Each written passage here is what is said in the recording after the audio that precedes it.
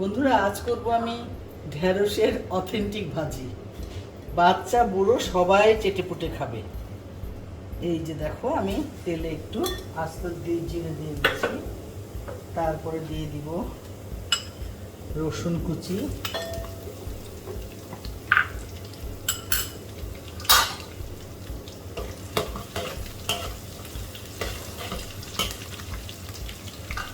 দিয়ে দিব একটা শুকনা মরিচ চিড়ে, দিয়ে দিব তেজপাতা দুইটা ছিঁড়ে, দিয়ে দিব একটু চিনি, জাস্ট কালারটা সুন্দর আসার জন্য। রসুনের কাঁচা ফ্লেভারটা চলে যাওয়ার পরে আমি এর মধ্যে দিয়ে দিব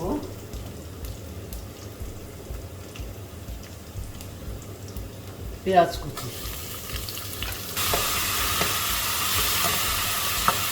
বাচ্চাদের খাওয়ানোর জন্য, ভেজিটেবল খাওয়ানোর জন্য অনেক রকম চেষ্টা করা হয়, কারণ এই ছোটো বয়স থেকে যদি ভেজিটেবল না খেতে শিখে, বড়রা তো খাবেই না। সেই জন্য নানান উপায় করতে হয়। এখন দিয়ে দিব আমি 1 চামচ আদা রসুন বাটা, একসাথে আদা রসুন 1 চামচ, দিয়ে দিব সামান্য হলুদ, সামান্য মরিচ, সামান্য ধনিয়া,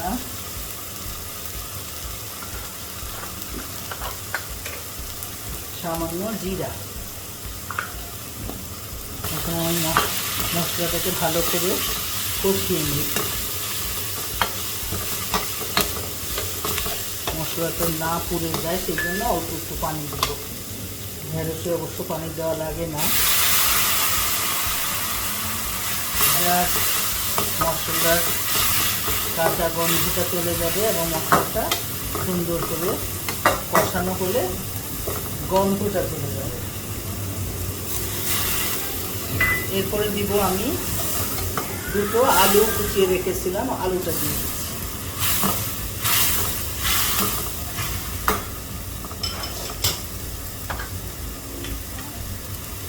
এখন দিয়ে দিব লবণ,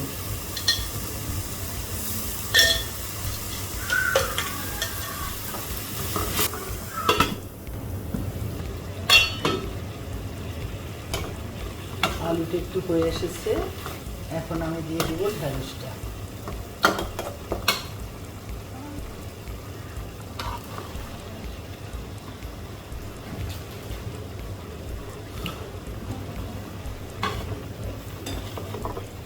ঢেঁড়সটা আলু ও মশলার সাথে সুন্দর করে একটু মিশিয়ে নিই।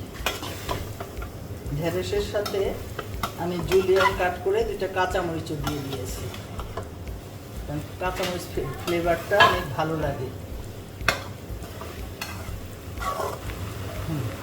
লবণ হয়েছে, এখন আমি দিব 2টা ডিম, একটু লবণ দিয়ে একটু মরিচের গুঁড়ো দিয়ে একটু ফেটিয়ে নিয়েছি।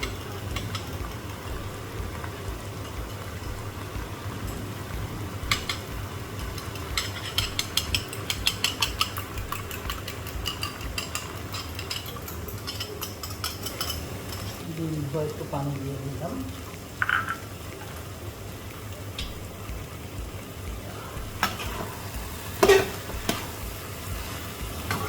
এই ভাজিটা আমার নাতির অনেক পছন্দ, এই জন্য আমি এটা একটু অথেন্টিক করলাম যাতে ওর আরও পছন্দ হয়।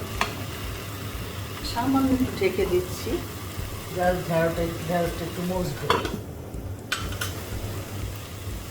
হয়ে গেল আজকে আমার অথেন্টিক ঢেঁড়স ভাজি। এটা দিয়ে বন্ধুরা রাতে ডিনারে কাজ সেরে নেওয়া যাবে।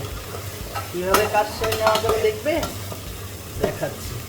আমি আগে পরিবেশন করে নিই।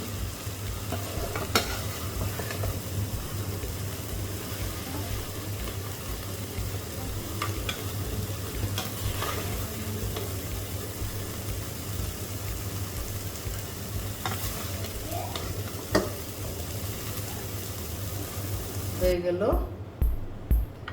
অথেন্টিক ঢেঁড়স ভাজি, সাথে মচমচা 2টা পরোটা। খেয়ে দেখো তো কেমন হয়েছে বন্ধুরা।